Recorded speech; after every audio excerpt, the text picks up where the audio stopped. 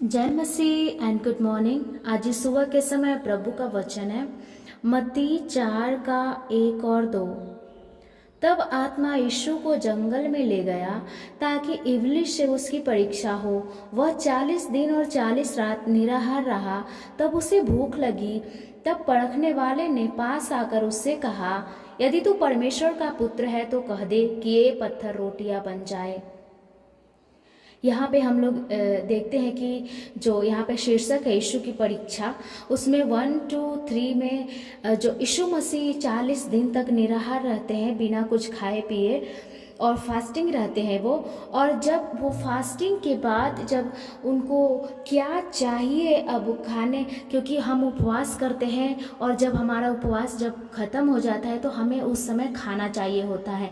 तो यीशु मसीह को भी जब उनका फास्टिंग जब ख़त्म हो जाता है, समाप्त हो जाता है, तो उनको रोटी चाहिए, उनको खाने के लिए, पीने के लिए पानी रोटी चाहिए। और ये बात यीशु मसीह को पता है। लेकिन जो हमारा जो परखने वाला जो शैतान होता है, उसको पता है कि किस समय मनुष्य को हम किस तरह पापों में गिराएं ताकि वो पाप में गिर जाए और पाप में फंस जाए। वैसे ही यहाँ पे देखते हैं कि 4 अध्याय में ऐसा 3 अध्याय में परखने वाले ने पास आकर उससे कहा, यदि तू परमेश्वर का पुत्र है तो कह दे कि ये पत्थर रोटियां बन जाए।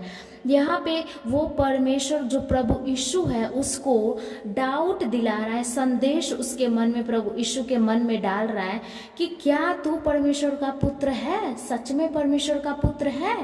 मतलब उसको एक मनुष्य होगा, एक इंसान होगा, यदि शैतान उसके मन में ऐसा डालेगा तो वो सच में बहुत संदेह करने लगेगा अपने आप में कि क्या सच में मैं ऐसा हूँ, सच में मैं ऐसा हूँ। लेकिन हम लोग यीशु मसीह के लाइफ से हम लोग सीख सकते हैं।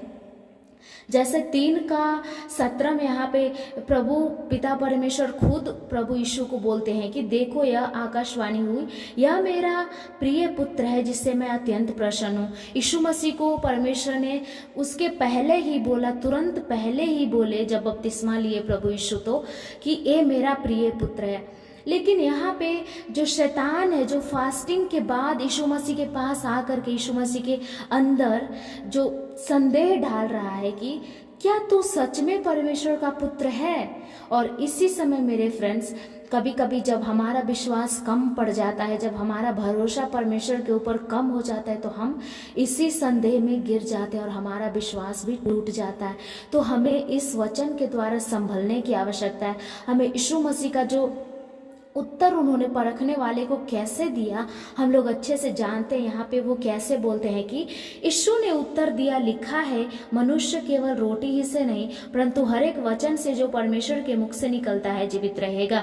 यहाँ पे वो ऐसा इधर उधर की बातें को नहीं बोलते हैं, या फिर जो परखने वाला है शैतान, उससे वो ज़्यादा बहस भी नहीं करते हैं कि मैं सच में परमेश्वर का पुत्र हूँ। वो वहाँ पे साबित कर सकते थे, लेकिन वो इधर उधर की बातें नहीं बोलते हैं, बट यहाँ पे हमेशा वो परमेश्वर का वचन को ही इस्तेमाल करते हैं। और यदि हम इधर उधर की बातें बोलेंगे तो हमें पाप में गिरने की चांसेस बहुत ज़्यादा हो जाती है। लेकिन यदि हमें वचन ज़्यादा याद है, हम परमेश्वर के वचन पे हमेशा चलते हैं, तो हम यदि हमेशा परमेश्वर के वचन को थामे रहेंगे और उसी के अनुसार बात करेंगे, तो जैसे प्रभु यीशु ने कैसे शैतान को हराया, नेक्स्ट पार्ट में हम लोग देखेंगे, वैसा ही यदि हम परमेश्वर के वचन को हमेशा लेकर चलेंगे तो हम भी शैतान से जीत सकते हैं।